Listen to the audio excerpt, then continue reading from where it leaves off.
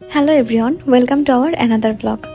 এটা daily blog বলবো কিনা সেটা আমি বলতে পারছি না, কারণ আজকের ব্লগটা একটু অগোছালো। কয়েকটা সারাদিনের ছোট ছোট অ্যাক্টিভিটিস নিয়ে আজকের এই ব্লগটা সাজিয়েছি। তো সকালবেলা আজকে চলে গিয়েছিলাম লাশ লুকে, এটা আমাদের এলাকাতেই। তো পার্লারে গিয়েছিলাম ওয়াক্স করাতে, হাতে ওয়াক্স করাবো আর একটু ব্রু প্লাগ করাবো। ওয়াক্সটা বেশি একটা করানো হয় না, আমি হয়তো বা 3-4 মাস পর পর করাই, কারণ আমার না প্রচণ্ড ব্যথা লাগে।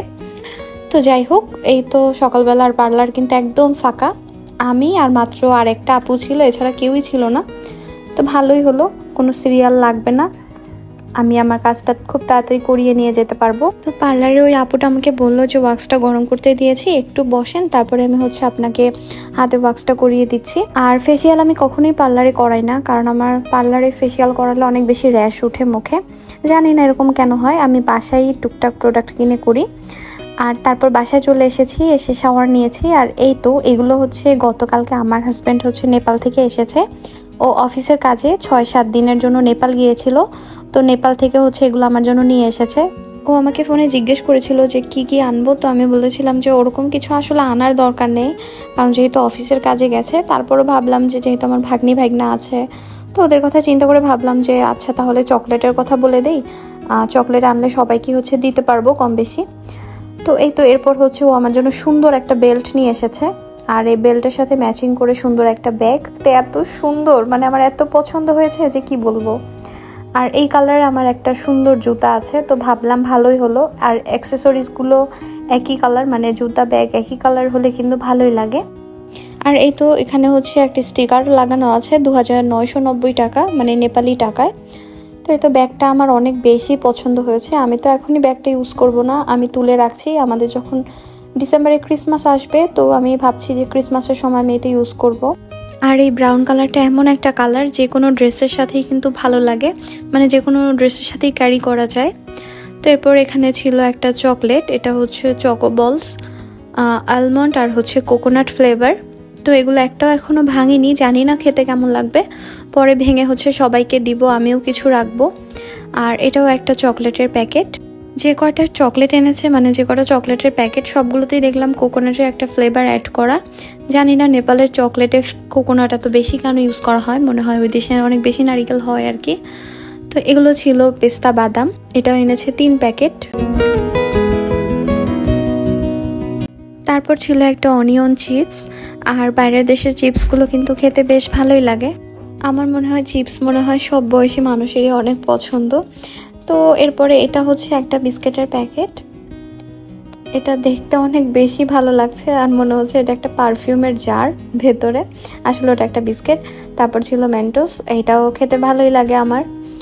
আর এই দুইটা ম্যাগনেট স্টিকার, এটা আমি ফ্রিজে লাগাবো, যার জন্য নিয়ে এসেছে। ও চেষ্টা করে যে কোনো দেশে গেলে এটা নিয়ে আসার। আর এটা আখরোট, আমরা তো সবসময় আখরোট এমনিতে খাই, কিন্তু এরকম আস্ত আখরোট আমি এর আগে কখনোই দেখিনি। তো এই ছিল টুকিটাকি নেপাল থেকে আনা ওর গিফট। এখন ঘড়িতে বাজে প্রায় 1টার মতো, আর আমি এখনো এগুলো নিয়ে বসে আছি। রান্না বান্না তো আজকে একদমই করিনি, তো ভাত বসাতে হবে। আর এদিকে এত জোরে বৃষ্টি নেমেছে, দাঁড়ান আপনাদেরকে একটু দেখাই।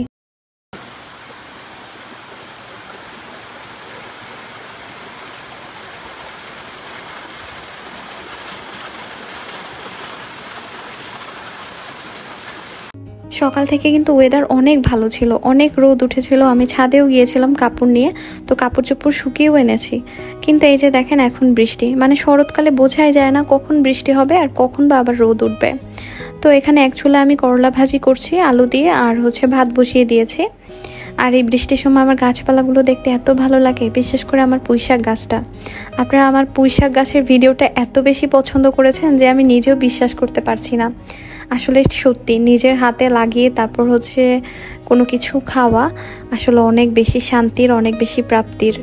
আর এই তো দেখেন কত সুন্দর নয়নতারা ফুল ফুটেছে, প্রতিদিন সকালে দেখি ফুল ফুটে থাকে, দেখতে এত ভালো লাগে। আর বৃষ্টির পরে যখন এই পাতার মধ্যে বৃষ্টির পানিটা লেগে থাকে, দেখতে এত সুন্দর লাগে। তো সব কিছু মিলিয়ে আমার বারান্দা তো আমার কাছে সব থেকে প্রিয় একটা জায়গা আমার বাসার। আর এবার ভাবছি যে পুঁইশাকগুলো খুলনাতে যদি যাই, তো আমার শাশুড়ি মা দিদিমা আছে, ওনাদের জন্য নিয়ে যাব। আপনাদের সাথে তো অনেক গল্প করে ফেললাম। এখন এই যে দেখেন আমি আমার শাশুড়ি মায়ের রুমটা কি করে ফেলেছি। আর এই যে ম্যাজিকের মতো সবকিছু গুছিয়েও নিলাম। একটা সুন্দর পরিপাটি ব্লগ বানাতে হলে কিন্তু অনেক কষ্ট করতে হয়, যেটা ক্যামেরার পিছনে হয় আপনারা সবসময় দেখতেও পান না। তো এই তো চকলেটগুলো ওভাবেই এক সাইডে রেখে দিয়েছি, একটু পরে হচ্ছে ওগুলো ভাগ করব আর সবার বাসায় নিয়ে যাব। আর এই তো এখন চলেন এই স্টিকার দুটো আমার ফ্রিজে লাগিয়ে দিই। আমার এগুলো এত পছন্দ হয়েছে। আর আমার ফ্রিজে আগে থেকে এই যে একটা লন্ডন, তারপর হচ্ছে দুবাই, মানে আমার হাজব্যান্ড যেখানে যেখানে গিয়েছে ওখানকার স্টিকার এনে লাগিয়ে দিয়েছে ফ্রিজে। তো আমরা গত বছর যে থাইল্যান্ডে গেলাম, থাইল্যান্ডে আর ব্যাংকক, ওখানকার স্টিকার যে আনবো এটা ভুলেই গিয়েছিলাম। তো ভাবছি যদি আমাদের এদিকে পাওয়া যায় তো ওখান থেকে কিনে এনে আমি আমার ফ্রিজে লাগাবো। আর এই সিএনজিটাতে হচ্ছে শ্রীলঙ্কা লেখা, কারণ এর আগেও যখন শ্রীলঙ্কাতে গিয়েছিল তখনও ভুল করে আনিনি।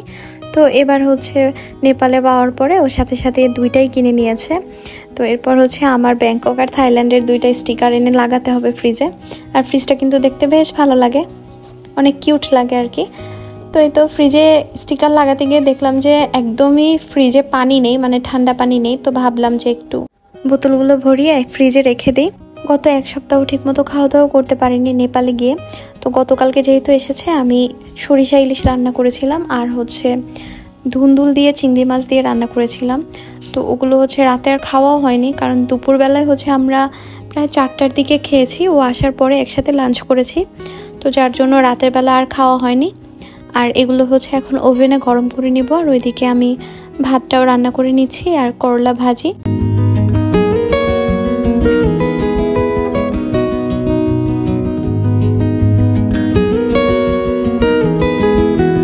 এই যে সকালবেলা হাতটা ওয়াক্স করে এসেছি আর এখন দেখতে এত বেশি ভালো লাগছে, অনেক স্মুথ লাগছে।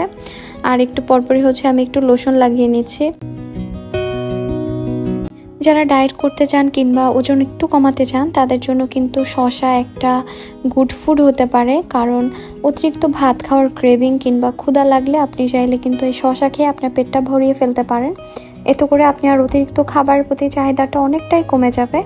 আবার ভাতের পরিমাণটাও আপনি কম নিলেও আপনার পেটটা ভরে থাকবে। তো এই তো আমি হচ্ছে শসা আর লেবু কেটে নিয়েছি। খাওয়ার আগে প্রতিদিন চেষ্টা করি অনেকটা করে সালাদ খেয়ে নেওয়ার, যাতে করে আমি অল্প ভাত খেলেও আমার পেট ভরা থাকে, আবার বেশি ভাতও না খাই। আর প্রতিদিনই আমি খাওয়ার আগে আমি আমার নিজের প্লেটটা সুন্দরভাবে সাজিয়ে নিই, যাতে করে আমার খাওয়ার প্রতি একটা আগ্রহ থাকে, আবার মনটাও খারাপ না লাগে যে আমি এত কম খাচ্ছি, পেট ভরেনি। তো এরকম কোনো সুযোগ নেই। আর এই তো দেখেন সুন্দর মতো প্লেটটা সাজিয়ে নিয়েছি। এখন পেট ভরে ভাত খাবো আর বেশি পরিমাণে সালাদ খাবো, যাতে করে পেটটা ভরা লাগে। আর দুপুরে খাওয়া দাওয়া শেষ করে তারপর হচ্ছে একটু বিশ্রাম নেব। শরৎকালটা আসলেই অনেক সুন্দর। এই যে দেখেন একটু আগে ঝুম বৃষ্টি হয়েছে, তার কিছুক্ষণ পরেই এরকম রোদ উঠেছে। আর এই রোদটা পোহাতে এত ভালো লাগছিল, মনে হচ্ছিল শীতকাল মনে হয় এসেই গেছে। শরৎকাল আসলেই অনেক সুন্দর। আর কারা কারা কাশফুলে গিয়ে ছবি তুলেছেন অবশ্যই কিন্তু কমেন্ট করে জানাবেন। তো খাওয়া দাওয়ার পরে একটু রোদে বসেছিলাম, ভালোই লাগছিল, তেমন একটা গরম না। আর রোদের তাপটা এখন অনেকটাই কমে গেছে, কারণ সামনেই শীতকাল আর এই শীতের রোদ তো অনেক বেশি মিষ্টি হয়। তো যাই হোক, আজকের এই ব্লগটার কোনো অংশ ভালো লাগলে অবশ্যই একটা লাইক করবেন। সবাই ভালো থাকুন, সুস্থ থাকুন। Have a good day.